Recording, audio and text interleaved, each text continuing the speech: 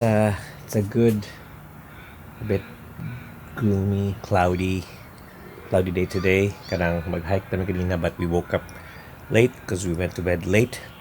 But a fucking possum just killed my plant. He's stealing a possum. Tanawa. Look at that. Kauntanan. Whew. Taya. Pag gihurot ka nang ginatagak lang yung atutanan ba? Pisting possum. Way batasan.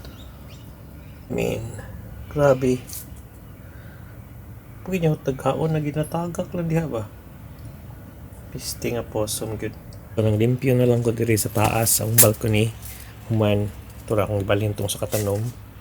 Nya limpyo na siya nga rin. Ang daspan nung ipauga kay hugaw kayo. So daghang kayong sagbot. Anyway, limpyo na. So, it's gloomy sa kay karon. Initial plan today was like mag-hike mi sa bungtod, and then we're gonna have our breakfast somewhere, but dugay man ko natulog. I had to do some things. I have to edit some things and prepare some things. And yeah, Laura's still sleeping. So, edit lang sa ko gamay. I'm just gonna edit a bit of one of the vlogs and see how we go. Good day, guys. It's a gloomy day. Yeah, kanang I'm heading to get a massage. So yeah, let's go for a massage. Fuck, I hit ang camera. I don't have anything for the vlog today, so let's just jump right into today. Gloomy day.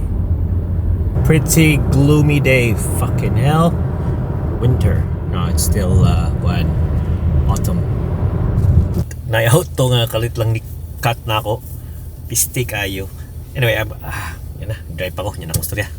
So, future Mikel here. Muna siya, murag na usab na akong buhok. Tapos nag-haircut na ko. It's been days after. Pero, yeah, I was driving hurriedly adong sa massage. And then, kalit lang na auto ni cross sa kundalan. And that car, na pag siya trailer. So, kanang straight ko ba niya? Right of way ko. Kaya siya ni so just akong pag-ianan ni kuan siya kay Australia may baliman, so ni kuan siya yun sam siya ni turn left turn left murag na naglibog na ko ni turn left siya libog na ko, so ni turn left siya niya na murag ka nang instead na madritso ko naka-brake ko ba niya na may right of way, stick to me nga right of way. By the way, I'm gonna make a video about right of way dito sa Australia kasi rules are done properly. I mean, rules are followed, so things like that. If you need to turn wait for the cars to come in, you should wait for the cars to come in because kung dili gali magbangga mo. Yeah, so that's it. Muna siya. Anyway, so that time I tried to avoid the car. I was able to avoid it, pero nakabusina ko, and it looked like this.